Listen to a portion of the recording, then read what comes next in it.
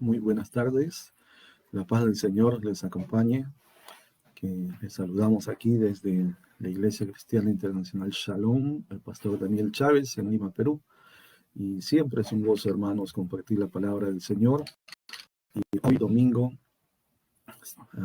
12 de julio ya, del año 2020, y tenemos la palabra del Señor de esta tarde, está en el libro de Daniel. Vamos a tomar el libro de Daniel, capítulo 8, versículo 17.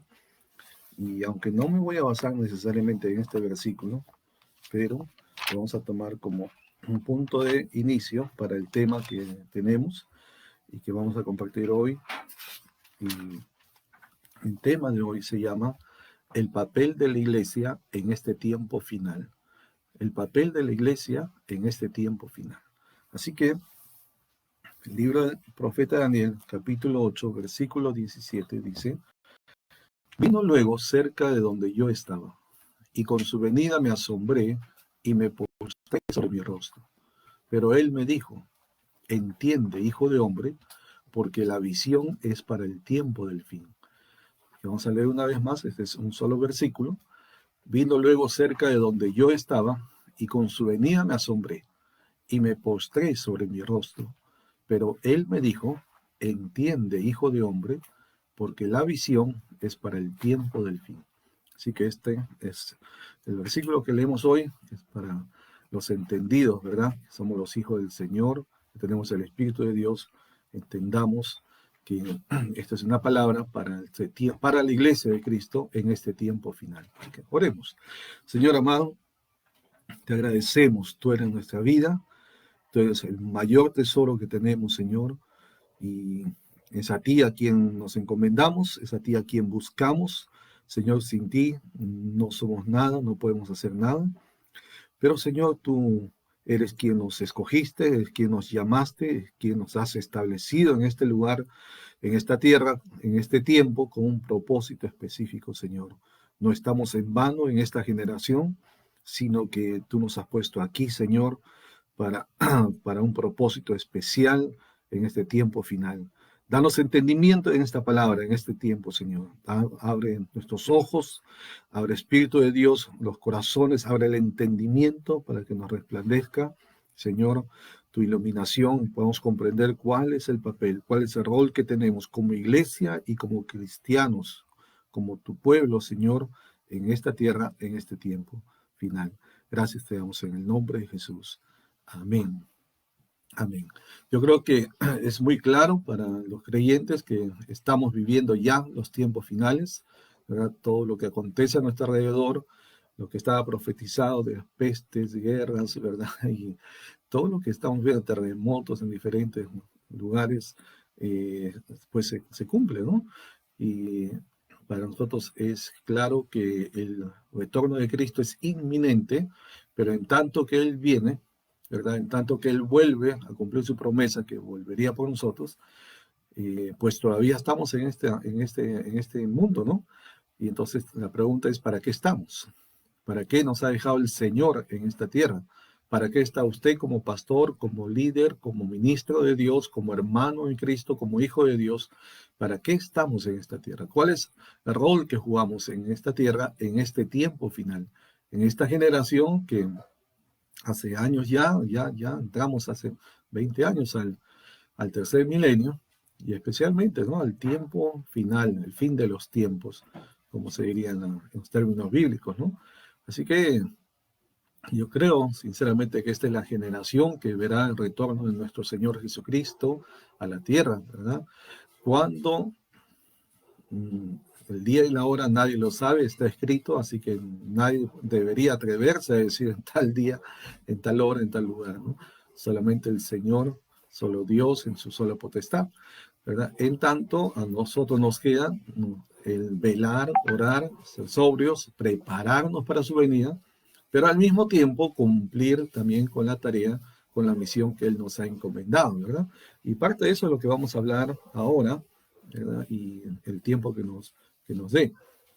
Así que, hermanos, amigos, el mundo y la concepción del mundo, pues, ha cambiado completamente, ¿no? Y máxime ahora con esta esta pandemia que está viviendo, que está azotando el mundo entero.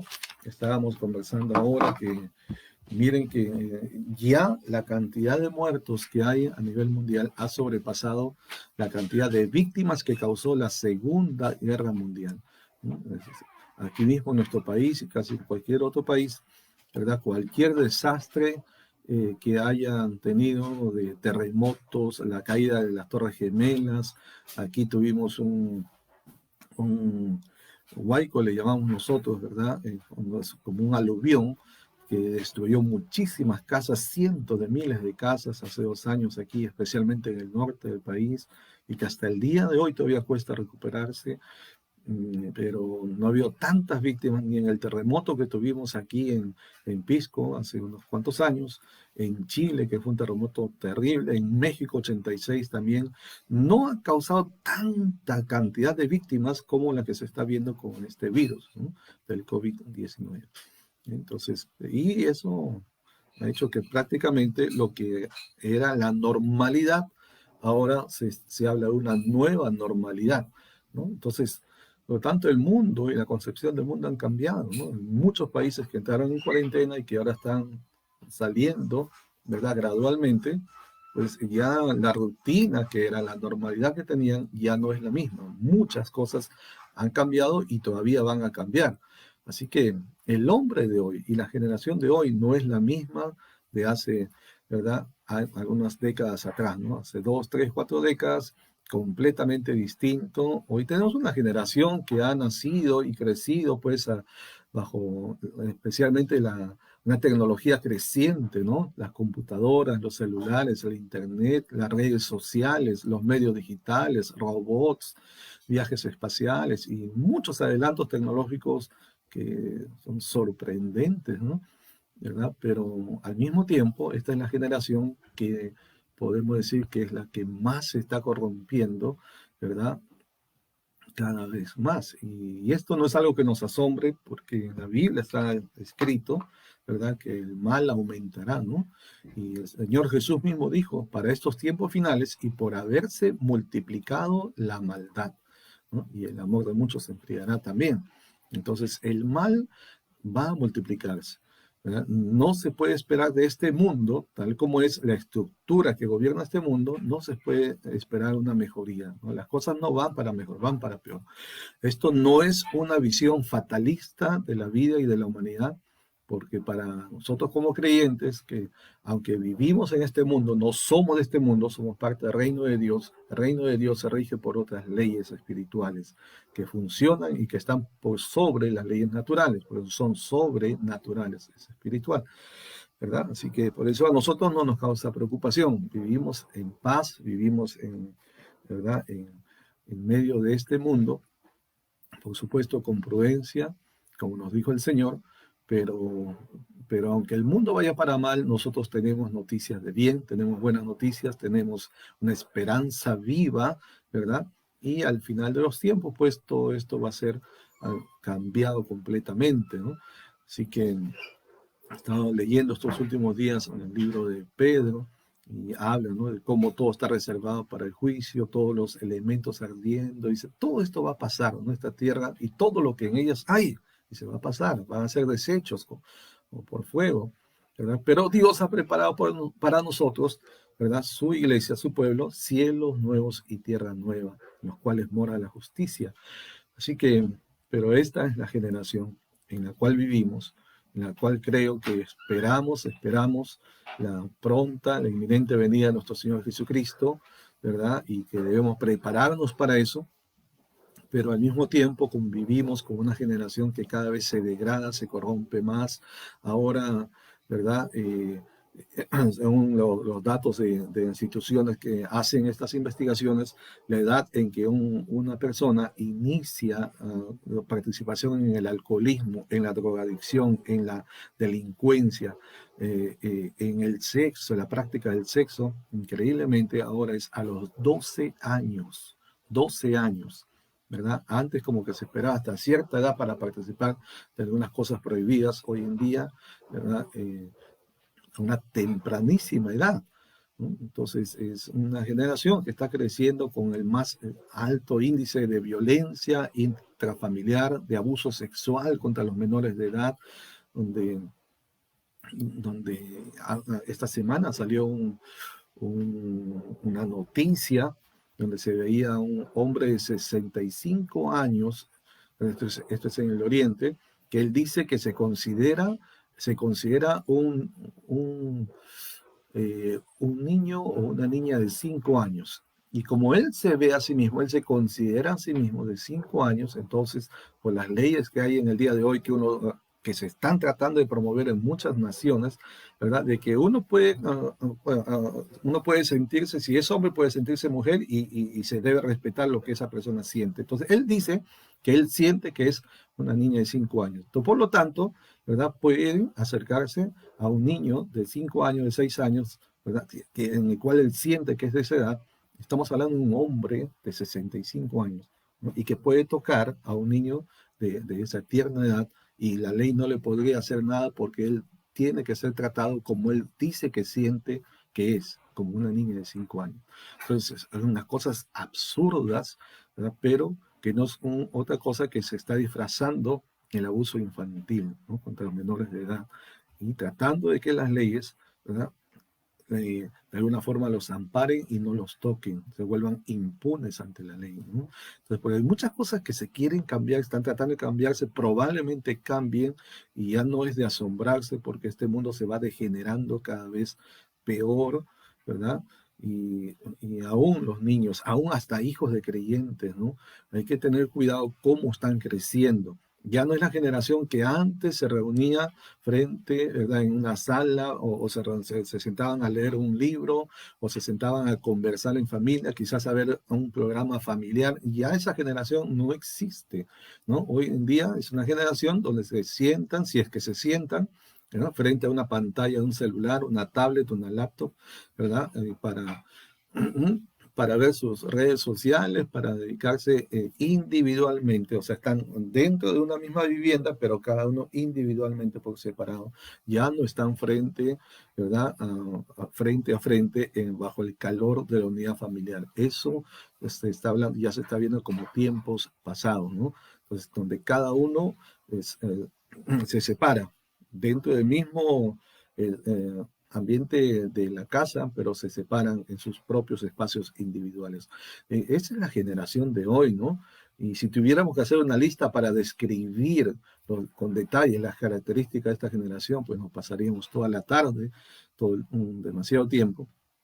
Así que lo que podríamos decir en resumen es que es definitivamente una generación diferente, totalmente distinta a la de ayer, ¿no?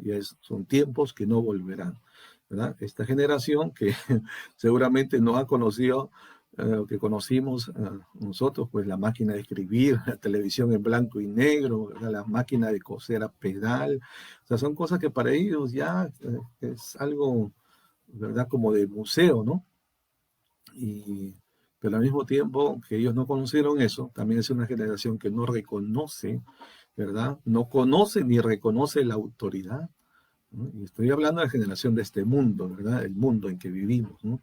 Que no conoce lo que es el respeto a sus mayores, el respeto a los valores humanos, ¿verdad? Que no conoce lo que es la ética, que dicho sea de paso se ha quitado como materia de estudio en muchas profesiones, en las universidades. Por eso tenemos gente sin moral, sin conocimiento del bien, del mal, de los límites, ¿verdad? El respeto de los valores. Es una generación desensibilizada, ¿no? Que el diablo le ha robado, le está robando la oportunidad de conocer y experimentar lo más hermoso, lo más valioso, lo más precioso que Dios ha entregado a los hombres y mujeres, que es el amor de Dios, ¿no? Entonces, al perder esa sensibilidad, entonces les cuesta conocer, recibir, experimentar el amor de Dios, ¿verdad? Es un valor que se está perdiendo ante ellos, ¿no? Es una generación caída, hay que entenderlo así, ¿no? Es caída, de Adán y Eva arrastra eso y cada vez peor, ¿no? Y su mayor tristeza no solamente es el estado de perdición en que se encuentra, sino que esta generación busca y no halla, y no la va a hallar por sí sola, el verdadero camino para salir del estado perdido en que se encuentra, ¿no? Así que esta generación de la cual hablamos, tenemos que decir la iglesia, ¿qué rol juega ante todo esto? ¿Cuál es el papel de la iglesia en esta generación, en este tiempo final? ¿Verdad? Que no es el mismo, ¿no? De cómo crecimos nosotros en otra generación. Entonces, ¿cuál es el rol que nos toca a nosotros como pastores, como ministros de Dios, como servidores, como líderes, como hijos e hijas de Dios, frente a los nuevos desafíos, a las nuevas responsabilidades que demanda esta generación presente? Así que de eso es lo que vamos a compartir hoy, y yo pretendo pues dar de repente un aporte, ¿no? Quisiera dar un aporte a este desafío. Y quisiera crear conciencia en el corazón de los pastores, de los hermanos, hermanas en Cristo, para entender que estamos en un tiempo vital, final, ¿verdad? Y que se nos demanda delante de Dios, ¿verdad? Y ante el mundo en el cual estamos, tenemos una gran tarea, ¿verdad? Y tenemos un desafío por cumplir, ¿no? Así que le animo a que tome nota en lo posible, ponga atención a lo que vamos a compartir ahora, porque tenemos una responsabilidad histórica, porque ciertamente vamos a dar cuentas ante el Señor, vamos a dar cuentas a Dios de todo lo que hicimos mientras estuvimos en el cuerpo, ¿no? Aquí, en esta vida, y también porque el Señor nos ha dejado en este tiempo, ¿no? Para que seamos participantes activos de su obra en esta generación. Así que vamos a hablar entonces, a ver cómo debe ser, ¿no? ¿Cuál es el rol de la iglesia en este tiempo final, ¿ya? Estos tiempos finales? Así que en primer lugar podemos decir que la iglesia debe ser una iglesia que camina con una visión definida. La iglesia que camina con una visión definida, ¿verdad? Básicamente la visión tiene que ver con ver, ¿no? Ver es ver. Entonces, una manera de decirlo pues, es que la visión nos muestra quiénes somos y hacia dónde vamos, ¿verdad? Hay muchas formas de definir la visión. Permítame decir esta, ¿no? La visión nos muestra quiénes somos y hacia dónde vamos como iglesia, como hijo de Dios. Así que, ¿qué es lo que nos dice Dios en su palabra? Porque había un movimiento hace un tiempo y todavía hoy, ¿verdad? Donde se anima, se incentiva a la iglesia que establezca cuál es su visión y misión, ¿verdad? Y entonces se llama a los pastores, a los hermanos que escriban cuál es la visión de la iglesia, cuál es la misión de la iglesia, tipo una empresa, ¿no? Donde la empresa tiene que poner cuál es su visión, cuál es su misión, cuál es su propósito, cuáles son sus valores, cuáles son sus metas, y eso no está mal, no lo criticamos en sí, pero eso no es exactamente lo que es la visión de la iglesia. Uno puede escribir en un papel lo que considera que puede ser la visión, y no necesariamente tiene que ser esa la que Dios ha establecido. En realidad, tanto en la visión como en la misión de la iglesia, no hay nada nuevo que inventar. No hay nada nuevo que escribir, porque ya el Señor lo estableció. Lo que tenemos que hacer es ir a la palabra de Dios, ¿verdad? Revisar la palabra y encontrar en la Biblia qué es lo que Dios ha establecido sobre este tema, ¿no? ¿Cuál es la visión que Dios tiene para su iglesia y cuál es la misión para la iglesia de este tiempo? Entonces, veamos algunos versículos que nos digan, ¿verdad?, qué es la iglesia, por ejemplo, ¿no? ¿Qué somos como iglesia? Entonces, por ejemplo, Mateo 5:14, el Señor Jesús hablando a sus discípulos en el famoso Sermón del Monte, donde Él sube al monte. Dice la Biblia, y subiendo al monte, llamó así a sus discípulos, ¿verdad? Y es notorio en la Biblia, en los evangelios especialmente, cada vez que el Señor iba a dar alguna enseñanza, algo más profundo, ¿verdad? Él tomaba aparte a sus discípulos para darles una revelación, una enseñanza especialmente. En general, a las multitudes, al montón de gente que había, no les enseñaba como lo hacía con sus discípulos aparte. Casi siempre a las multitudes hablaba, ¿verdad? Sanaba a sus enfermos, les hablaba en parábolas. ¿Se acuerdan? Que los mismos discípulos les preguntan, Señor, ¿por qué a ellos les hablas en parábolas, ¿no? Y entonces, aquí en este pasaje, Mateo 5:14, el Señor Jesús dice, vosotros sois la luz del mundo. Y ahí está definiendo ya, ¿verdad?, quiénes somos nosotros como discípulos de Cristo, y la comunidad de discípulos, pues obviamente es la iglesia de Cristo, ¿verdad? Así que ahí nos habla el Señor, somos la luz del mundo. Dicho sea de paso, ¿verdad? Esto es algo que he repetido muchas veces. Y algunos, yo les advierto antes de decirlo que voy a decir algo que parece herejía, pero no es herejía, no se preocupe, ¿verdad? Y lo que les digo es que bíblicamente hablando, Jesucristo ya no es la luz del mundo. Miren lo que estoy diciendo y no se sorprenda. Jesús no es la luz del mundo. Y hay mucha gente que me mira así con sorpresa y otros ya, algunos pastores, ¿no? ¿A quién invitamos, no? Y ya estamos predicando. Pero en realidad, si leemos el contexto bíblico, cuando el Señor Jesús dijo esta expresión, ¿verdad? En Mateo 8:12, perdón, Juan 8:12, ciertamente él dice, soy la luz del mundo. Pero un capítulo después, en el capítulo 9 de Juan, ¿verdad? Cuando él sana a aquel joven ciego de nacimiento, entonces él menciona unas palabras muy importantes, ¿verdad? Y él dice, luz soy del mundo mientras estoy en el mundo. Luz soy del mundo mientras estoy en el mundo. ¿Ok? Entonces, el mismo Señor establece que es luz del mundo en tanto que Él está o estaba en el mundo. ¿Dónde está el Señor ahora? Pues Él tuvo su tiempo de servicio aquí en el mundo, su ministerio, su misión aquí en este mundo, y luego murió, resucitó, ascendió a los cielos, se sentó a la diestra del Padre, ahí donde está, ¿verdad? Entonces, ¿quiénes estamos aquí en la tierra? Nosotros con el Espíritu Santo. Así que para nosotros el Señor nos ha dicho, ustedes son la luz del mundo. Ustedes son la luz, ¿verdad? Y Él habita en nosotros por su Espíritu, por su palabra, ¿sí? Entonces, la luz de Él está en nosotros, pero ahora a nosotros como discípulos de Cristo, como hijos de Dios, como iglesia de Cristo, nos es dado el alumbrar. Somos la luz. La luz es para alumbrar, la luz es para guiar, la luz es para dar claridad, ¿verdad? La luz es para ver claramente. Entonces, el Señor nos ha establecido aquí, ¿no? Como luz del mundo. Y Mateo 5:13, ahí nomás al ladito dice, vosotros sois la sal de la tierra, ¿verdad? Entonces también establece ahí quiénes somos. Ustedes son la sal de la tierra. Y la sal, aunque ciertamente sirve para dar sabor, y muchos predicadores han dicho, la iglesia es la que da el sabor a la humanidad, si no estuviera la iglesia, ¿qué sería? Todos estarían tristes.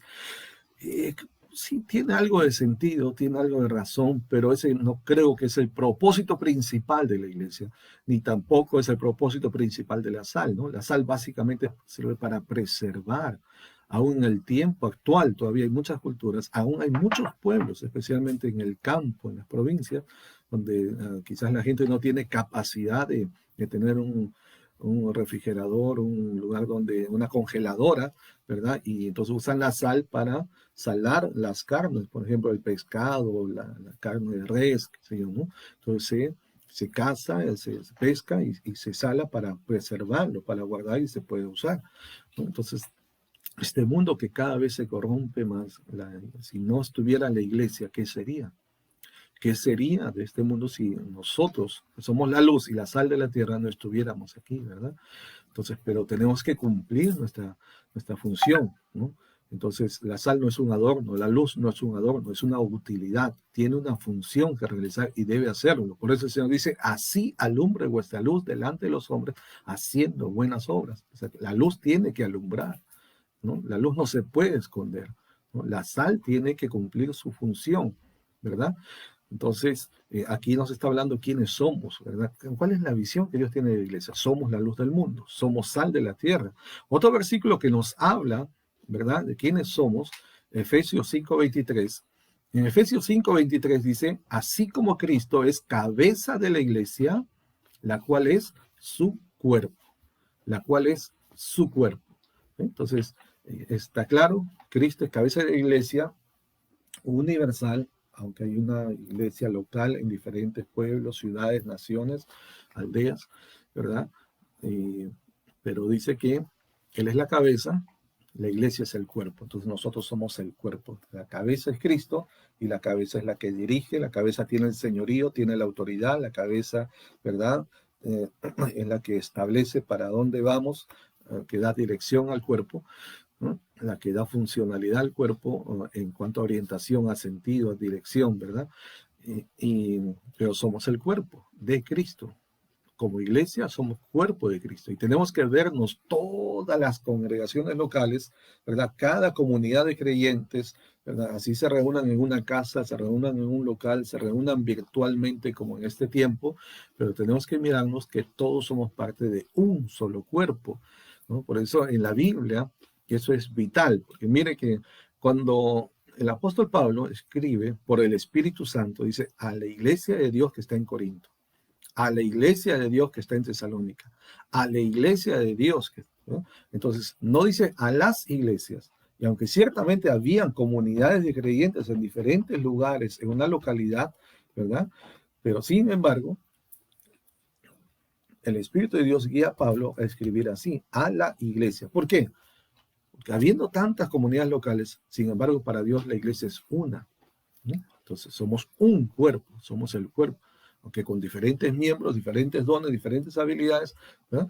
Pero, y cada miembro una función distinta, pero somos, o todos conformamos un solo cuerpo. Entonces, tenemos que mirarnos así, ¿no? Sin competencias, sino más bien complementándonos unos a otros. Somos el cuerpo de Cristo. La iglesia es el cuerpo de Cristo y tiene un solo Señor y tiene una sola cabeza. No hay dos cabezas, no hay tres, no hay cuatro, no, no hay.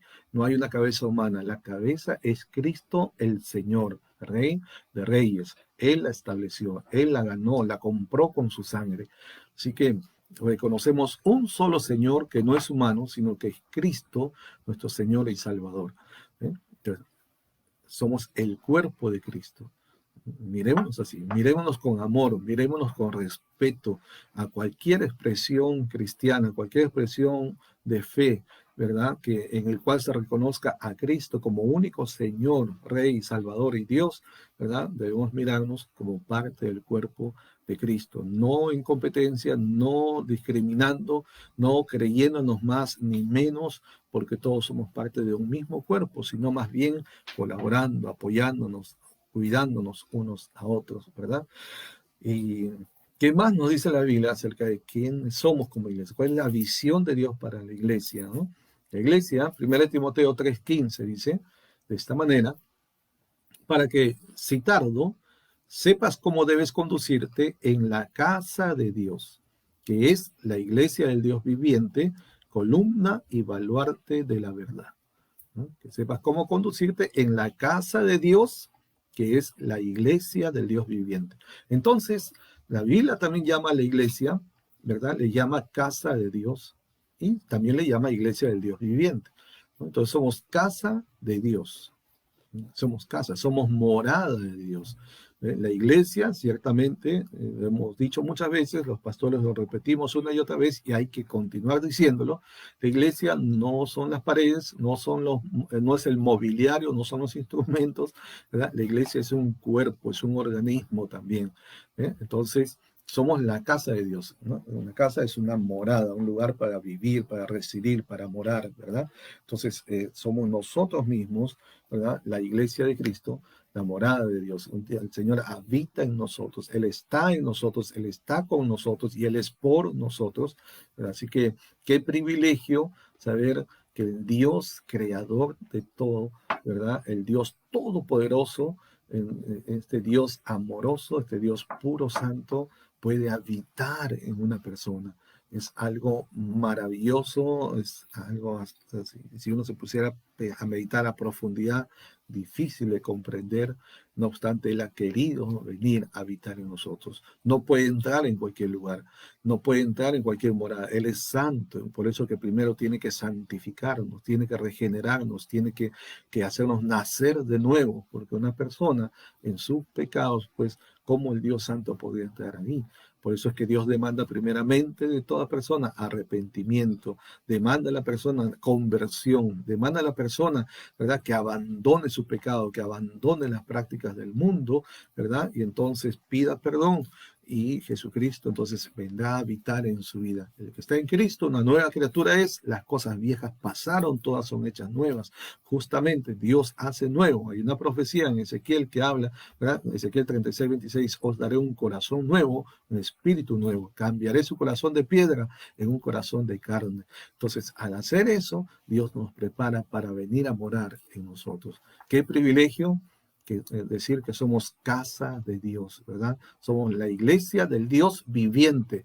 No tenemos un Dios de madera, no tenemos un Dios de metal, no es un Dios que está en un crucifijo, ¿verdad? No es un Dios que está en un papel, ¿verdad? Es un Dios viviente, Él es el Dios viviente, el único Dios. Él vive para siempre, ¿no? Y ni la muerte lo pudo retener. Así que reconozcamos quiénes somos, cuál es la visión que tiene. Somos una iglesia viviente, ¿no? La iglesia del Dios viviente y casa de Dios, pero una casa que se mueve, ¿no? Una casa que se moviliza, como el tabernáculo en el Antiguo Testamento, en los tiempos que Israel tuvo que andar por el desierto, peregrinando hasta llegar a la tierra prometida. Así nosotros, ¿no? Somos peregrinos en esta tierra. Somos, nuestra vida misma, ¿verdad? Es, además del cuerpo de Cristo, es la morada de Dios, es la casa de Dios, pero vamos caminando en peregrinaje por este mundo, donde quiera que vamos, llevando la presencia de Dios, ¿verdad? Pero no nos quedamos en esta tierra, vamos en camino hacia la tierra prometida para nosotros, que es el cielo nuevo, la tierra nueva, la nueva Jerusalén. Así que, ¿qué más nos dice la Biblia acerca de la iglesia? ¿Qué es la iglesia? Primera de Pedro 2:9. Primera de Pedro 2:9 también nos va a revelar quiénes somos como iglesia, ¿verdad?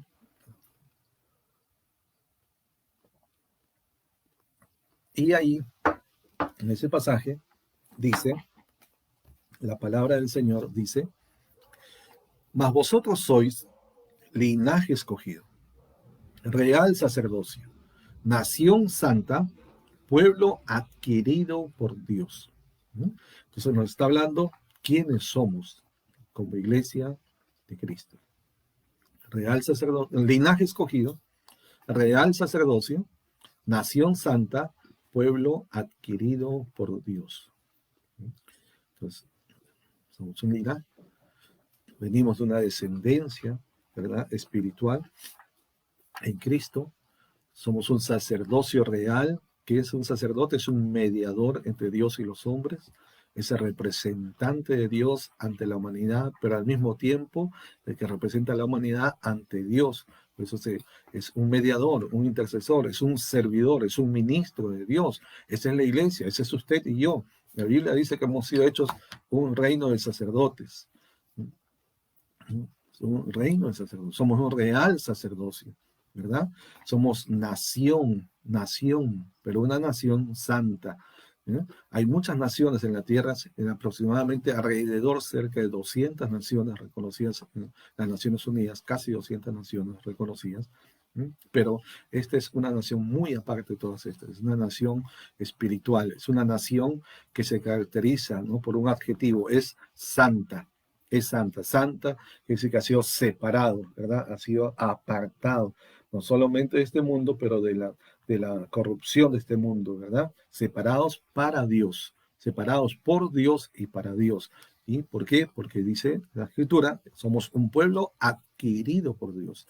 Así que Dios, el Señor, es doblemente dueño de nosotros, ¿no? Uno, por creación, Él nos creó, somos sus criaturas, y dos, por adopción, Él nos compró, ¿no? Y dice la Biblia, al precio de su sangre, ¿verdad? Somos un pueblo adquirido por Dios. Somos adquiridos por Dios. Primera de Pedro 2:9. Y otro versículo que nos habla acerca de qué es la iglesia es Efesios 5:27. A fin de presentársela a sí mismo, una iglesia gloriosa, que no tuviese mancha ni arruga ni cosa semejante, sino que fuese santa y sin mancha. Y habíamos dicho al principio que la visión nos muestra quiénes somos y hacia dónde vamos. ¿Quiénes somos y hacia dónde vamos? Hemos hablado de quiénes somos, pero ahora este versículo nos muestra hacia dónde vamos, es decir, cómo debe presentarse la iglesia ya perfeccionada para el momento en que Cristo ya viene por su novia, ¿verdad? Así se nos llama también, la novia de Cristo, ¿verdad? Entonces, una vez más, aquí en Efesios hay una revelación. Esta palabra dice, a fin de presentársela a sí mismo. Está hablando a tiempo futuro. Está hablando que el Señor está trabajando con su iglesia. Y al trabajar con la iglesia lo hace a través de sus ministros, especialmente los pastores, los que están en nivel de autoridad, de gobierno, ¿verdad?, de la iglesia, la congregación de los santos. Entonces, ¿cómo va a presentar esta iglesia? ¿Cómo va a ser presentada esta iglesia cuando Cristo vuelva? ¿Verdad? ¿Cómo será esta iglesia? ¿Cómo se presenta una novia para su matrimonio? ¿Cómo se presenta? Obviamente una novia toma tiempo para arreglarse, toma tiempo para prepararse, para ser la más bella, la más hermosa, ¿verdad? Para llegar al enlace matrimonial. Entonces, ¿cómo va a presentar Cristo a su iglesia y cómo los pastores debemos trabajar en preparar la iglesia? Esta iglesia, según este versículo, dice, a fin de presentársela a sí mismo, una iglesia gloriosa. Gloriosa. La palabra viene ahí de doxa, ¿no? Que habla de gloria justamente, ¿verdad? De hermosura. Y también se refiere a una vestidura, una vestimenta especial, ¿verdad? Bella, preciosa, especialmente preparada en esta ocasión, ¿no? Una iglesia gloriosa. Entonces, nuestra labor como pastores, como ministros de Dios, es preparar a la iglesia para el encuentro con nuestro Señor, no solamente de manera personal, pero también a la congregación de los santos. ¿Cómo está preparando, amado pastor, a su iglesia para el retorno de Cristo? ¿No? ¿Cómo estamos preparando a la iglesia? ¿Cómo les estamos enseñando? Ahora, el versículo mismo nos dice, ¿no? Algunos detalles. Dice que no tuviese mancha, ni arruga, ni cosa semejante. Que no tuviese mancha ni arruga, ¿no? Y la mancha tiene que ver, pues, con defectos, con fallas, ¿no? Y da una idea, un simbolismo del pecado, ¿no? Algo que ensucia, una mancha es algo que daña, que ensucia, que afea, ¿no? La vestidura, ¿eh? Entonces, y la palabra que se usa para arruga tiene que ver con la idea de un pliegue, ¿no? Un pliegue que cuando usted tiene un pantalón y está arrugado, tiene un pliegue que no deja que esté firme la tela, o también especialmente se refiere en el rostro, cuando aparecen arrugas en el rostro, literalmente se refiere a eso también, ¿verdad? Pero la simbología de este pasaje tiene que ver con la palabra mancha tiene que ver con los pecados, pero la palabra de arruga habla de algo que se contrae y que no permite que esté firme. Note la idea ahí, que no esté firme. Entonces, está hablando de cristianos, ¿verdad? Que no permanecen firmes en su vida, en su llamamiento cristiano, ¿verdad? En su caminar con Cristo. Hoy, este tiempo de cuarentena que hemos vivido aquí en el Perú y muchas naciones, ¿cómo ha estado su comunión con Dios? ¿Cómo ha usado usted su tiempo, verdad? Ese tiempo que ha permanecido dentro de su casa, su habitación, ¿verdad? ¿En qué ha gastado más tiempo? ¿Qué ha estado haciendo durante ese tiempo? ¿Verdad? Ha tomado tiempo para intimar más con Dios, ha tomado tiempo para estudiar más la palabra de Dios, ha crecido más en su vida espiritual, ha crecido en la gracia y el conocimiento, como diría el apóstol Pedro, durante este tiempo. O como dijo una hermana, escribió un día en una red social, ella dijo, este no es tiempo para entretenimiento, sino un tiempo para entrenamiento. O sea, ¿cómo ha gastado su tiempo? ¿Ha salido usted más sólido, más firme, más fuerte, más espiritual, más ferviente? ¿O es diferente? Entonces, pero el Señor, ¿verdad? Demanda de la iglesia para el día que Él venga, tenemos que prepararnos y parte de esa preparación es que estemos firmes, estables en nuestra fe, en nuestra conducta, en nuestro caminar cristiano, ¿verdad? Pero a la vez también limpios de toda mancha, ¿verdad? Y de toda arruga. Así que ese es algunos versículos que tenemos aquí en la palabra de Dios que nos muestran cuál es la visión que Dios tiene para la iglesia. Somos la luz del mundo, somos sal de la tierra, somos el cuerpo de Cristo, somos casa de Dios, iglesia del Dios viviente, somos linaje escogido, somos real sacerdocio, somos nación santa, somos pueblo adquirido por Dios, ¿sí? Y estamos siendo perfeccionados, ¿verdad? Preparados para ser la iglesia, ¿verdad? Gloriosa de Cristo, que es por esa iglesia la que el Señor viene. Una iglesia sin mancha, sin arruga, ni cosa semejante, sino que fuese santa y sin mancha, dice el versículo completo. Así que aquí ya vemos entonces que esta visión difiere normalmente de la visión que se escribe en letras y que hacen escribir a muchos pastores, ¿no? Escriba su visión de la iglesia, que como yo digo no está mal, pero vamos primero a la Biblia. Vamos a ver primero en la palabra de Dios qué Dios ha establecido, cómo debe ser su iglesia, ¿no? Y ahora que hablamos de la visión, pues obviamente entonces debemos tener claro, ¿verdad? Cómo debe ser la iglesia y por lo tanto cómo debemos preparar a la iglesia, ¿no? Proverbios 29:18, por ejemplo, dice, donde no hay visión, el pueblo se extravía. Porque si no sabemos cómo es la iglesia y cómo se debe preparar, entonces, hermano, se puede dar cualquier mensaje, cualquier palabra, la iglesia se puede llenar de actividades, se puede llenar de activismo, ¿verdad? De muchas cosas, y no estar haciendo lo que ciertamente Dios nos ha mandado a hacer. Y haciendo muchas cosas en el nombre de Cristo, en el nombre de Dios, en el nombre de la iglesia, y no necesariamente van a estar aprobadas por Dios.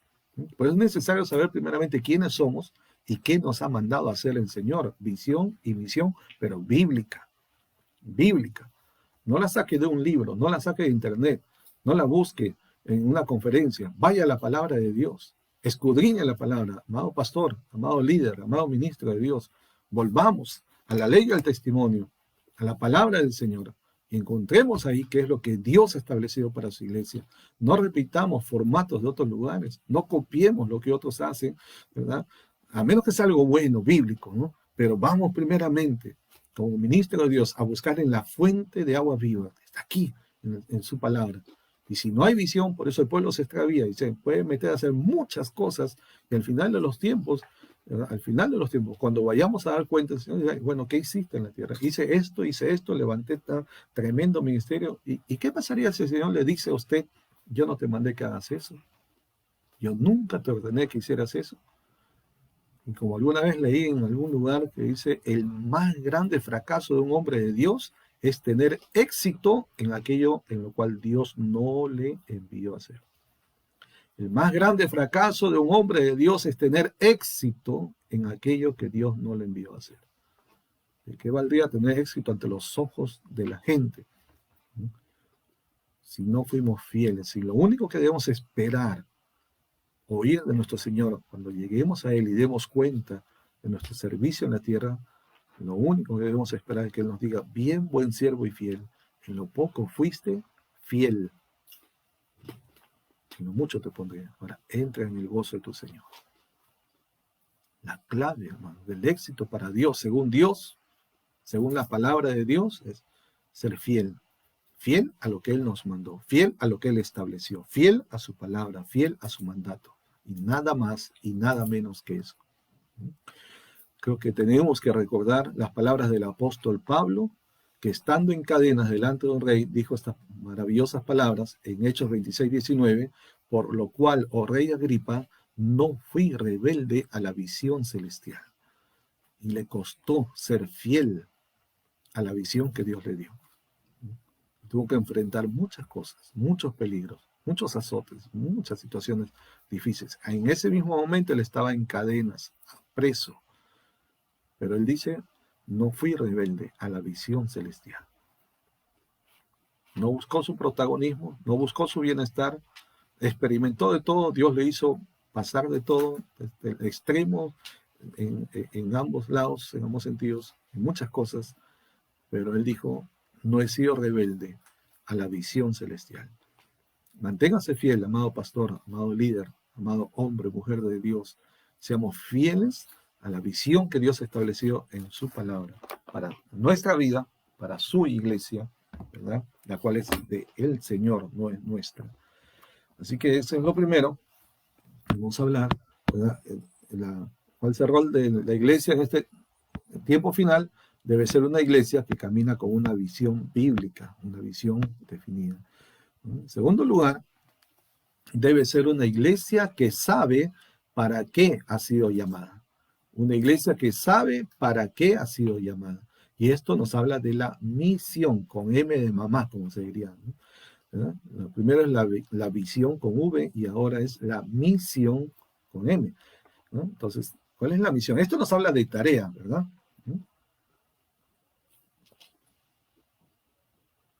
De qué se nos demanda hacer. Así que la iglesia de Cristo, de esta generación, de este tiempo final, Debe ser una iglesia que sabe para qué ha sido llamada, para qué ha sido puesta, para qué está establecida en esta tierra y en este tiempo, ¿no? Debemos saber cuál es nuestra misión en la tierra.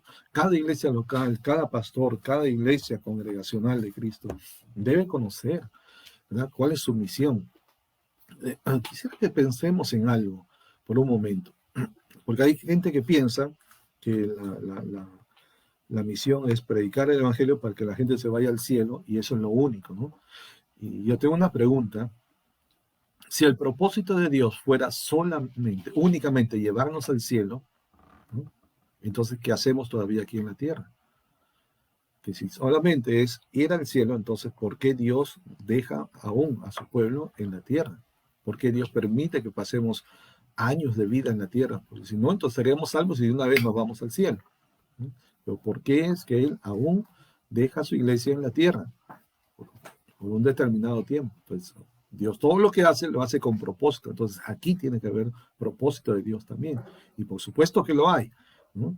Y tiene que ver con la tarea de la iglesia, ¿ya? Así que aquí también, al igual que en la visión, no tenemos que inventarnos una nueva misión. No hay nada que inventar, ¿no? Usted no tiene que escribir algo nuevo, a ver qué le pongo, cuál es la misión de la iglesia, voy a poner esto, a ver qué se me ocurre, a ver qué hago, que escribo algo diferente, vamos a hacer algo que nadie ha hecho.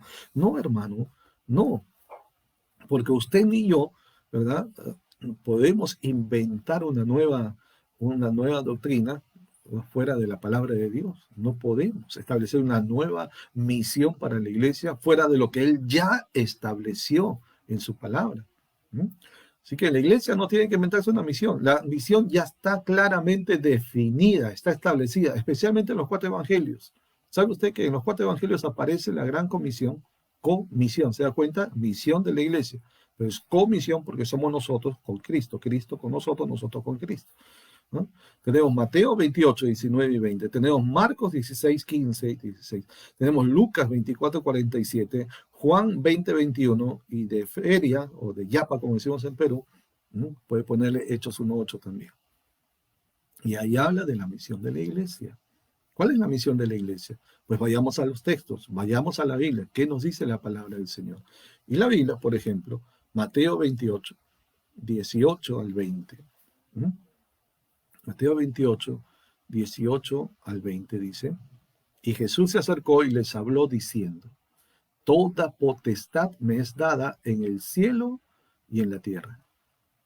Por tanto, id y haced discípulos a todas las naciones, bautizándolos en el nombre del Padre y del Hijo y del Espíritu Santo, enseñándoles que guarden todas las cosas que os he mandado, y he aquí yo estoy con vosotros todos los días hasta el fin del mundo.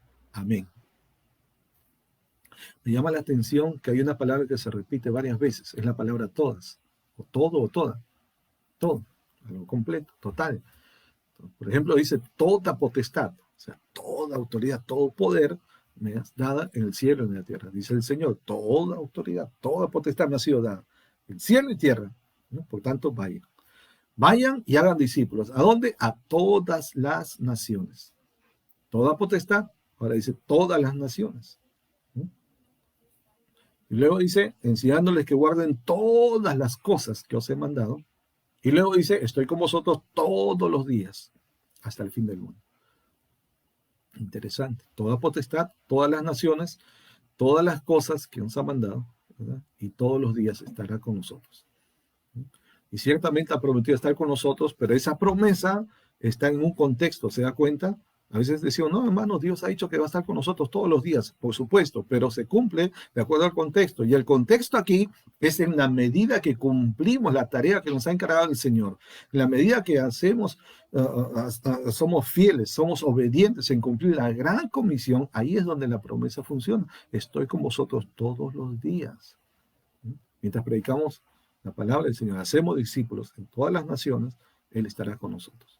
¿Eh?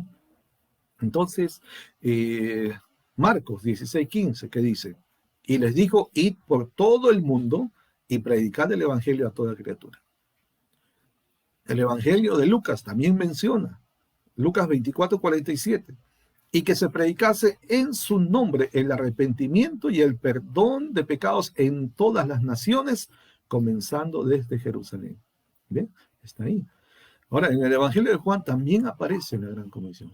Allí dice en Juan 20:21, entonces Jesús les dijo otra vez, paz a vosotros, como me envió el Padre, así también yo os envío. Así también, como me envió el Padre, de la misma manera y con la misma autoridad, yo los envío.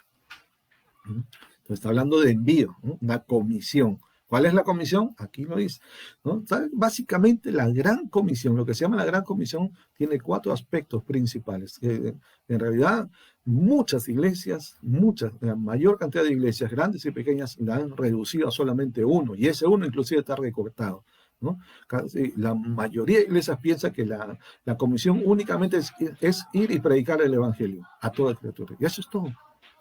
¿No? Entonces mucha gente se contenta con evangelizar y a lo más otro gran grupo, con discipular. Pero noten que hasta eso está recortado, porque tanto la predicación del evangelio como el hacer discípulos, claramente Mateo y Marcos dice, y también Lucas menciona, es a todas las naciones. Y predicar el evangelio en todo el mundo. Dice Marcos. Mateo dice, hacer discípulos a todas las naciones. Hagan discípulos a todas las naciones. ¿Ve? Entonces se ha recortado, ¿verdad? Creer que eso basta con que yo gane mi ciudad para Cristo, mi distrito para Cristo, mi familia para Cristo, mi país para Cristo, ya parece una gran visión, ¿no? Pero en realidad la visión de Dios es mundial. Es mundial, es todas las naciones. Eso es lo que Dios tiene, la visión y la misión. Es a todas las naciones, a predicar el evangelio, a ser discípulos. Entonces básicamente tiene 4 aspectos, le estaba diciendo, ¿no? Número 1, ¿verdad? Es predicar el evangelio, y eso nos habla de evangelismo. Número 2 es hacer discípulos, entonces eso nos habla de discipulado. Número 3 dice bautizándoles en el nombre del Padre, del Hijo y del Espíritu Santo, es decir, hacerlos parte de la vida congregacional de una iglesia. No pueden haber cristianos aislados, ¿no? Solitarios por aquí, por allá. No, o sea, tienen que ser parte del cuerpo de creyentes, no hacerlos parte. Normalmente las iglesias lo hacen parte después del bautismo. Entonces, número 4, dice, enseñándoles que guarden todas las cosas que yo os he mandado. ¿Se dan cuenta? Después de hacer discípulos, después de predicar el evangelio y hacer discípulos, y hacerlos parte de la iglesia, entonces dice, enséñenles que guarden todas las cosas. Esto ya habla de una educación cristiana, ¿verdad? ¿No? Habla de una formación cristiana para la vida y el servicio de Dios. ¿Ve? Entonces, 4 aspectos: predicar el evangelio, hacer discípulos, bautizarlos y enseñarles que guarden todas las cosas que Él nos ha mandado. Entonces tenemos 4 aspectos. La mayoría redujo solamente a predicar y otro grupo hasta discipular. Y nos olvidamos lo demás. Entonces tenemos que cumplir con todo lo que el Señor nos ha dicho, con todo. Si no, no estamos cumpliendo la gran comisión, ¿no? Una orden no se cumple en parte, más una orden de Dios es hacer todo lo que Él nos ha mandado. Por supuesto que no todos pueden ir a todas las naciones, pero sí todos podemos unirnos para hacer la obra del Señor. ¿Ve?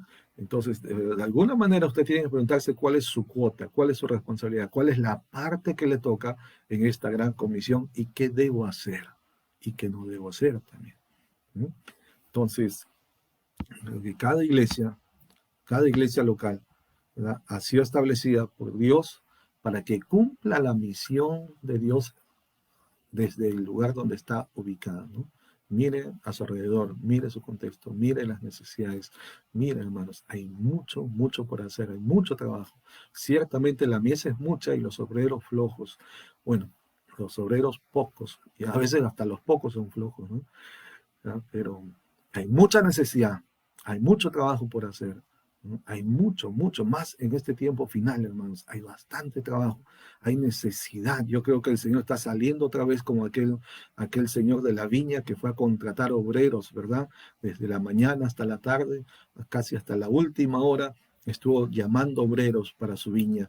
Creo que el Señor ahora mismo salió otra vez a buscar obreros. Hay tanta gente ahora buscando quien los ayude, quien ore por ellos, quien los ministre, quien, ¿verdad?, los dirija, quien los disipule. Hermanos, hay tanta necesidad de preparar más gente para servir. Hay tanto, se necesitan obreros, se necesitan urgentemente, se llaman obreros. que no vayan por paga, que no vayan por dinero, ni, ¿verdad? Que no vayan por intereses particulares, que vayan con un corazón dispuesto para servir al Señor, que vayan con un corazón rendido, que no busquen su propio bien, sino que busquen la gloria del Señor, que busquen edificar la iglesia de Cristo, ayudar al necesitado, al desvalido, ¿verdad? ¿Cuántos pueden decir al Señor en este tiempo, heme aquí, Señor? Heme aquí, cuenta conmigo en este tiempo. Ahora es el tiempo de los valientes, ¿no? Y no estoy diciendo que sea responsable ni que se expongan innecesariamente, ¿no? Pero hay muchas formas de servir ahora, aún desde la misma casa. Hay muchas formas de aprovechar el tiempo para cumplir la gran comisión. Desde su casa, desde su computadora, su celular, usted puede llegar a mucha gente de muchas naciones sin salir de su casa en este mismo instante, en este tiempo, ¿verdad? En esta generación. Y usted lo sabe. ¿Eh? Hay mucho por hacer. ¿No? Y piense qué está haciendo. Piense cómo está gastando, invirtiendo su tiempo o quizás desperdiciando su tiempo en cosas que si están dando fruto o son vanas. ¿No? ¿Qué es lo que hace y con lo que hace? ¿Qué hace con el tiempo que Dios le ha dado? ¿Qué hace con los recursos que Dios le ha dado? ¿Qué hace con la experiencia, con el conocimiento que usted tiene? ¿Qué está haciendo para servir a Dios? ¿No? ¿Qué está haciendo? ¿Cuál es su parte en esta gran comisión? ¿Cuál es su labor en esta tarea? ¿Está dejando que otros lo hagan? ¿Usted cree que solo su pastor es el único responsable? ¿Usted cree que solamente algunos hermanos, ¿verdad? A quienes se les ha designado, usted va a hacer esto, usted va a hacer esto, usted es para predicar, usted va, ¿no? Y los demás solamente reciben. ¿Ah? Se ha puesto a pensar cuál es su rol, se ha puesto a pensar cuál es su lugar, cuál es su papel en este tiempo. Como iglesia, usted es la iglesia de Cristo. ¿Qué debe hacer? ¿Qué debemos hacer? ¿Qué nos toca hacer a cada uno de nosotros? Aproveche el tiempo de testimonio, hable de Cristo, predique, ore, comparta la palabra, enseñe, disipule, enséñale a guardar las cosas que Dios nos ha mandado. Hay mucho por hacer en este tiempo. Hay mucho por hacer. Mire, estaba hablando esta semana con un amigo pastor de Puno. Puno es una localidad muy fría aquí en el Perú. En las alturas, estamos hablando más de 4.000 metros de altura, más de 13.000 pies de altura para los que están en otras naciones, ¿verdad? Y ahí el agua es heladísima, heladísima, heladísima. Es como meter la mano en el refrigerador, en el freeze, en la congeladora. Es inaguantable cuando usted abre el tubo de agua. Usted lo abre y el agua que sale le duele tanto que parece que quema de lo frío que es y le llega, le cala hasta los huesos. Es terrible. Y sabe usted que en esta temporada, ¿no? Esta es la temporada donde más frío hay en esa zona. Temporada de junio, julio, agosto, la temporada de las heladas. ¿No? Y sabe usted, el pastor con gozo me dice, pastor, estamos teniendo bautismo más que antes, mucha gente se está convirtiendo, la gente hasta por miedo está viniendo a buscar de Dios, dice, ¿no? Estamos bautizando gente, pastor, y yo me quedo sorprendido porque yo conozco, yo he entrado en esa agua a bautizar también, pero uno sale como si fuese robot, así, ¿no? Es rígido, es frío, terrible, ¿no? Y el pastor con gozo, ¿no? Pero hay tanto trabajo por hacer. Sería bueno que se pregunte cuál es mi parte, Señor. Sería bueno que se pregunte qué estoy haciendo o qué no estoy haciendo. Sería que me pregunte, Señor, ¿qué quieres que yo haga? Sería bueno que usted se ofrezca y diga, pastor, ¿qué debo hacer? ¿Qué puedo hacer? ¿Cómo puedo servir? ¿Cómo puedo cooperar? ¿Cómo puedo no ayudar? En realidad no es una ayuda, es un servicio que damos para Dios. Usted no ayuda a su pastor, usted sirve a Dios. Para eso Dios le ha dado talentos, le ha dado dones, le ha dado habilidades, ministerios, le ha dado recursos, le ha dotado de tantas cosas. Usted no puede guardar eso. Usted no debe guardar eso. El Señor va a pedir cuenta de usted. Usted sabe que en este asunto de la misión de la iglesia hay 4 aspectos fundamentales, ¿no? Hay 4, vamos a llamarle responsabilidades, ¿no? Uno es la responsabilidad hacia Dios. Otro es la responsabilidad hacia el cuerpo, que es la iglesia, la comunidad de los miembros, la comunidad de creyentes. Otra es la responsabilidad hacia la comunidad donde estamos, hacia el mundo, digamos, ¿no? Empezando por la comunidad donde estamos establecidos, pero más ampliamente hacia el mundo donde vivimos. Y número 4 es la responsabilidad hacia las naciones. Estamos hablando del 4. Su responsabilidad hacia Dios, su responsabilidad hacia la iglesia, su responsabilidad hacia la comunidad inmediata donde está establecida y su responsabilidad hacia las naciones. Tenemos una responsabilidad. Y Pablo dijo, a griego y a no griego soy deudor. Tenemos una deuda. Y esa deuda no es de dinero, no son cuotas del banco que tienen que pagar. Es una deuda por causa del Evangelio. Porque alguien dejó su casa, dejó sus comodidades, dejó muchas cosas para venir aquí a nosotros a predicarnos el Evangelio, ¿no? Y en cada nación hubieron misioneros que tuvieron que dejar su cultura, su tierra, su gente, su familia, muchas cosas, ¿no? Renunciar a eso para venir a traernos el Evangelio. Y tenemos una gran deuda con otras naciones, de que también nos toca a nosotros cumplir con nuestra cuota de ir, ¿no? Y predicar el Evangelio. Hay una generación de nuevos jóvenes profesionales, nuevos jóvenes con una gran experiencia, conocimiento mejor que nuestra generación en cuanto a la tecnología, en cuanto al conocimiento científico y muchas cosas que pueden servir con su profesión, servir al Señor en otras naciones, ¿no? Aún trabajando en su profesión, pero sirviendo al Señor también, ¿no? Predicando, discipulando, haciendo la obra del Señor. Hay tantas formas que podemos llegar. Y así que el Señor nos está llamando, ¿verdad?, a esto. Voy a decir algo más por hoy y la otra semana continuaremos.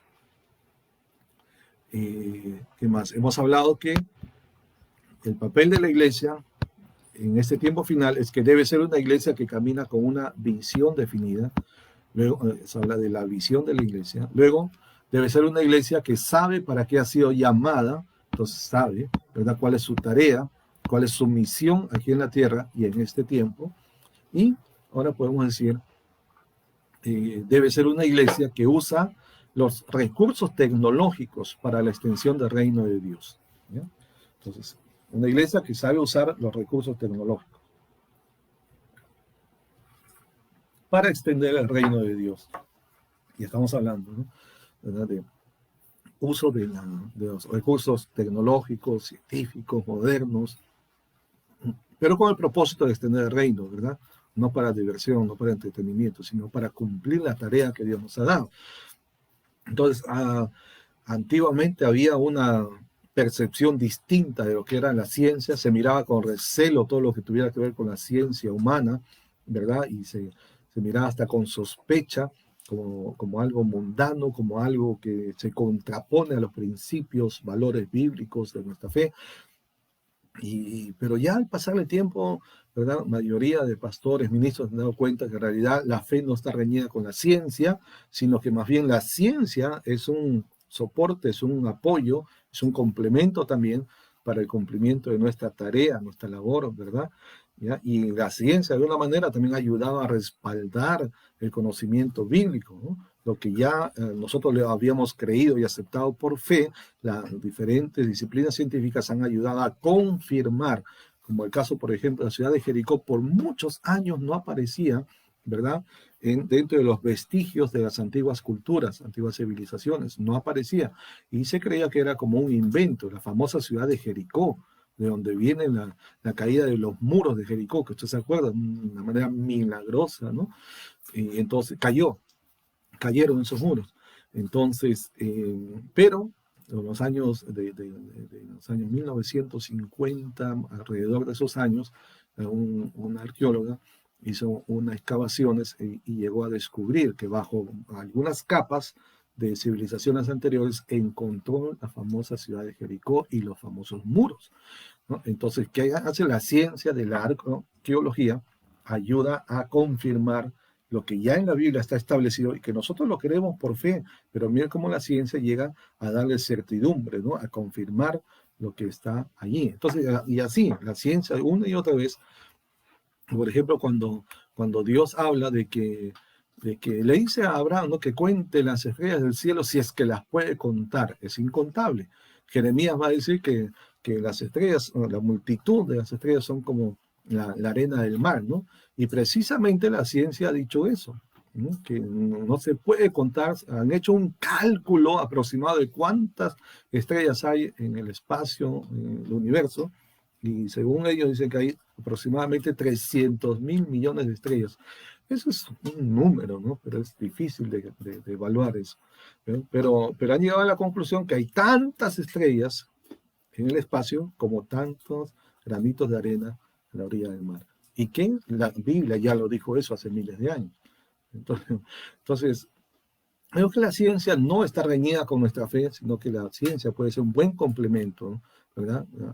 Para confirmar lo que la Biblia ya ha establecido. Por eso Proverbios 22:12 dice, los ojos de Jehová velan por la ciencia. Los ojos de Jehová velan por la ciencia. Entonces Dios es el que da el conocimiento, da la ciencia al hombre para que esto pueda ser usado, pueda servir. Por supuesto se usa para mal, ¿no? La gente sin Dios, que no teme a Dios, que no tiene principios sanos, justos, entonces pues usa la ciencia para el mal, ¿no? Pero eso no quita el valor de la ciencia. Es como el dinero puede ser usado para bien o para mal, ¿no? Entonces la ciencia debe ser usada para el bien. Y por eso la Biblia lo dice, los ojos de Jehová velan por la ciencia, porque es a través de la ciencia, ¿verdad?, que podemos nosotros ahora tener mayores facilidades para cumplir con nuestra tarea.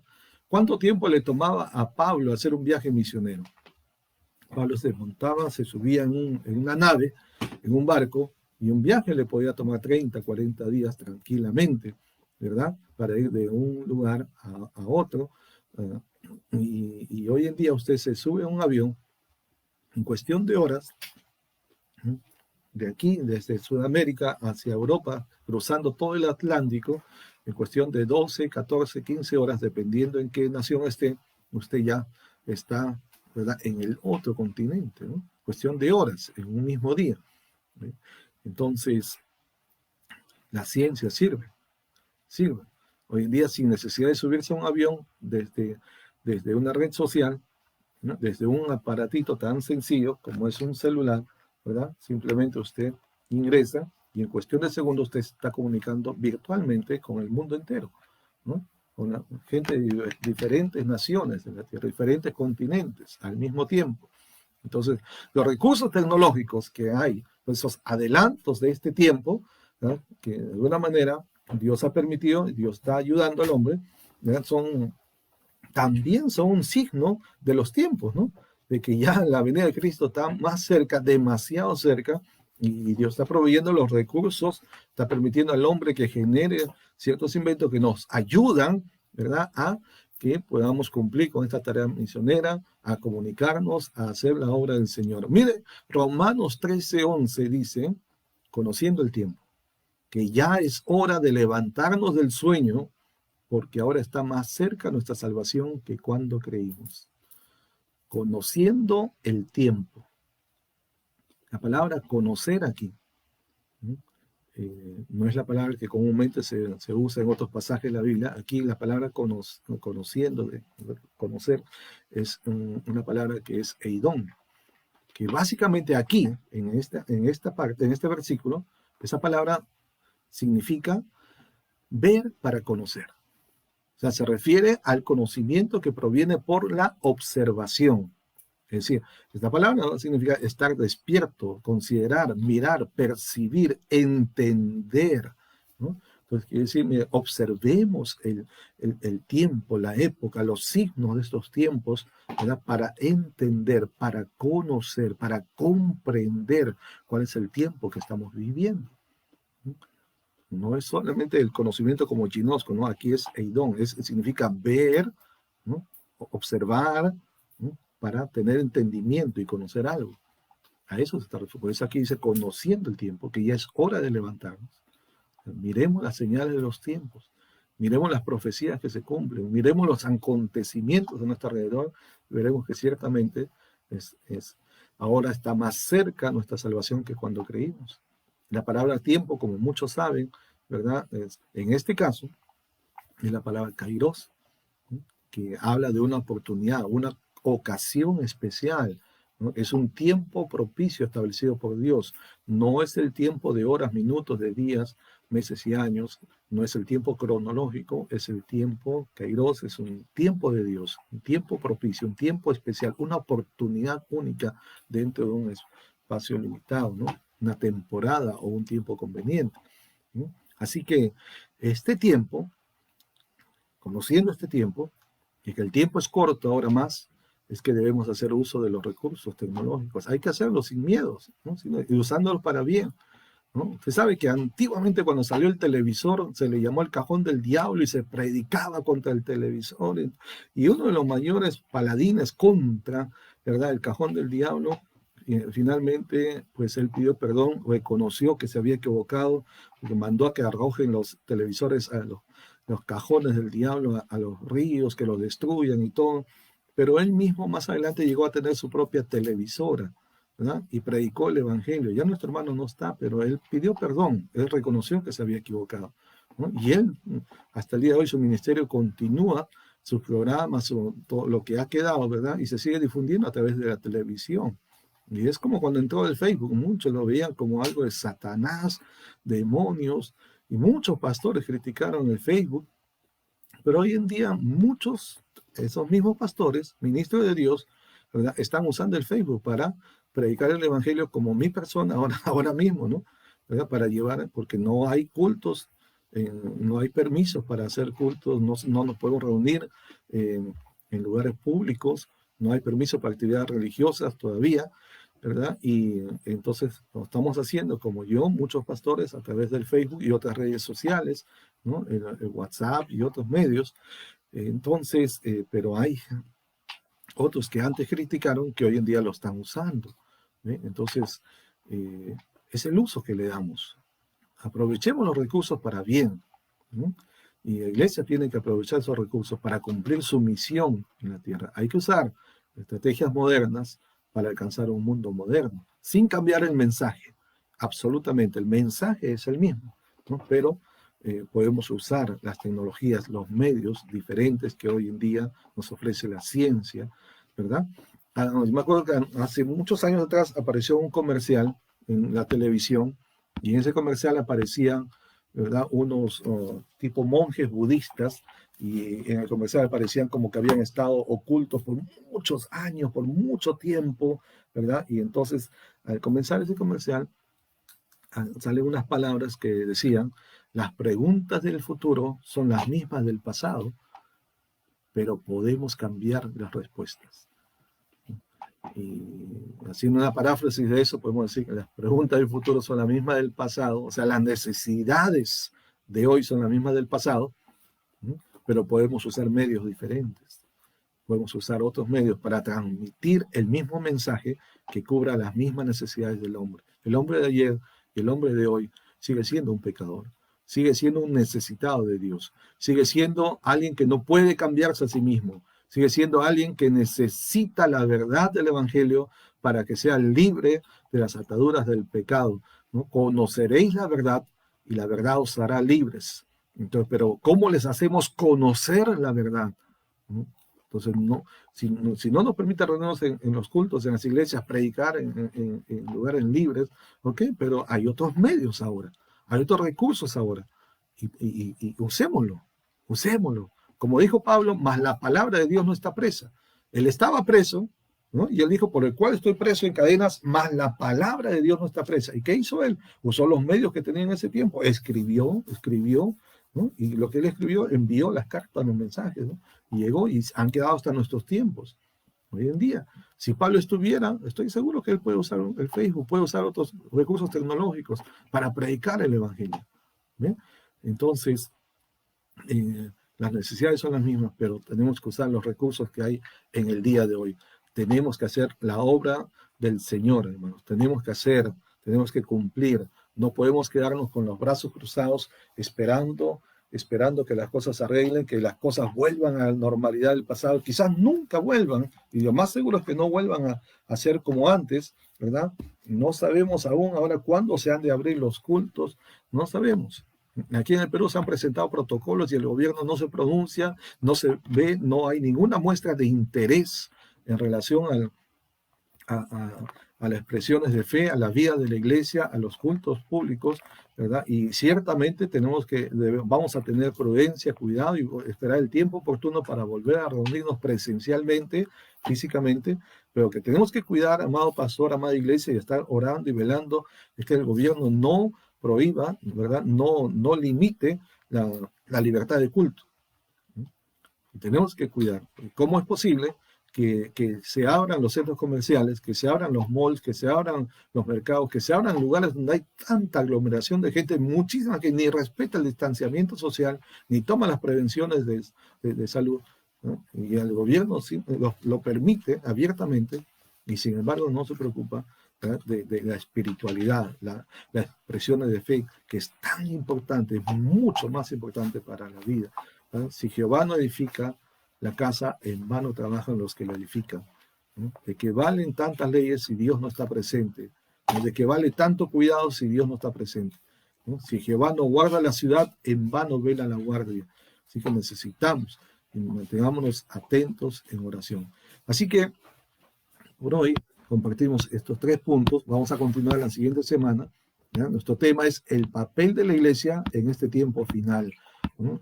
En primer lugar, debe ser una iglesia que camina con una visión definida, que esa visión provenga de la palabra de Dios y no de un libro, ni siquiera de nuestra mente ni de nuestro corazón, que sea Dios quien nos ha dicho qué es la iglesia y hacia dónde va, ¿no? ¿Quiénes somos y hacia dónde vamos? Somos la sal de la tierra, somos la luz del mundo, somos su cuerpo, somos la casa de Dios, la iglesia de Dios viviente, linaje escogido, real sacerdocio, nación santa, pueblo adquirido por Dios, ¿verdad? Y es una iglesia que se está preparando, siendo perfeccionada para presentarse como la iglesia gloriosa de Jesucristo. Debe ser una iglesia que sabe para qué ha sido llamada, es decir, que conoce cuál es su misión en la tierra. Y nuestra misión tiene 4 aspectos fundamentales. Número 1, predicar el evangelio. Número 2, hacer discípulos a todas las naciones. Número 3, a bautizarlos en el nombre del Padre y del Hijo y del Espíritu Santo, hacerlos parte de la vida congregacional de la iglesia. Número 4, ¿verdad? Enseñarles que guarden todas las cosas que nos ha mandado. Nos habla de instrucción, educación, formación cristiana para el servicio de Dios. Entonces, y luego hemos dicho que debe ser una iglesia que usa los recursos tecnológicos para cumplir la gran comisión. Así que, amados hermanos, esta es la palabra para hoy, ¿verdad? Ya continuaremos la siguiente semana. Quiero darles un saludo virtual. Que la paz del Señor guarde su vida, bendiga su hogar, su familia, que el Señor los cuide, cuídese usted también. Por si acaso la Biblia no dice cuídate que yo te cuidaré. Eso repiten muchos hermanos, ¿no? Como dice la palabra de Dios, cuídate que yo te cuidaré. Eso no está en la Biblia, no es un texto bíblico. Es una buena expresión, pero la Biblia no dice eso, ¿no? Pero sí debemos tener cuidado, ¿no? Lo que sí dice la Biblia es que ten cuidado de ti mismo, dice, y de la doctrina, porque haciendo esto te salvarás a ti mismo y a los que te oyeron. Palabras de Pablo a Timoteo. Ok, así que, ¿qué le parece si oramos? Oremos. Señor amado, gracias por tu amor, gracias por tu bondad. Señor, tenemos un rol muy importante en este tiempo, todos nosotros, desde el niño hasta el anciano, Señor, desde el pastor hasta los miembros de la iglesia, Señor, pasando por los ministros, por los líderes, por los servidores en cada ministerio de la iglesia. Tenemos una responsabilidad delante de ti, delante de la iglesia, delante de la comunidad donde estamos y delante del mundo en que vivimos, Señor. Señor, tenemos una tarea que nos ha sido dada, la gran comisión de predicar el evangelio a toda criatura, de hacer discípulos a todas las naciones, de llevarlos a una vida congregacional por el bautismo y también, Señor, de enseñarles que guarden todas las cosas que tú nos has mandado. Hay tanto por hacer. Yo te ruego que toques en este momento cada vida que está oyendo esta palabra, el mensaje de hoy, para que se disponga en su corazón y le diga, Señor, heme aquí, y que tú uses su vida, Señor, que los muevas a usar su tiempo, sus recursos, para, Señor, cumplir esta gran comisión, predicar el evangelio, hacer discípulos, Señor, y todo lo que nos corresponde. Señor, gracias te damos, Señor, que cada uno mire cómo estamos cumpliendo, cómo estamos invirtiendo el tiempo, qué estamos haciendo con lo que tenemos, con lo que nos has dado, Señor. Y perdónanos Si en algo estamos perdiendo el tiempo, si no estamos cumpliendo, pero es tiempo de volver, Señor, y recordar que un día tú vas a pedir cuentas de nosotros, Señor. Esto no son simples palabras, esto es real. Tú vas a pedir cuentas y daremos cuenta de lo que hayamos hecho en el cuerpo, sea bueno o sea malo. Aún de toda palabra ociosa, dice tu palabra, Señor, que daremos cuenta en el día del juicio, Señor, de los hombres. Te pedimos pues tu gracia, tu bendición, para que aquel día seamos hallados, Señor, delante de ti y podamos tú oír tus palabras que nos digan, bien, buen siervo y fiel, en lo poco fuiste fiel, sobre mucho te pondré, y que seamos fieles, pero fieles a ti, fieles a lo que tu palabra nos enseña, no a lo que nosotros queremos hacer para ti, sino a lo que tú nos has ordenado que hagamos. Gracias, Padre eterno, en el nombre de Jesús. Amén y amén. Que Dios le bendiga. Tenemos la palabra del Señor todos los domingos en horario de Perú a las 3 de la tarde. Queremos animarle que usted comparta esta palabra. Esta palabra será de bendición para otras vidas también. Le animamos, comparta con su contacto, con su familia, con alguna persona, un pastor amigo que pueda bendecirlo de esta manera. Gracias y nos esperamos la próxima semana. Si no es parte de una iglesia, pues bienvenido a la Iglesia Cristiana Internacional Shalom. Envíenos sus nombres, sus números de contacto, cómo podemos orar por usted y hacerle parte de la Iglesia del Señor, ¿verdad? Y compartirle de qué manera puede ser parte de la Iglesia de Cristo. Bendiciones, la paz del Señor sea con cada uno de ustedes. Shalom.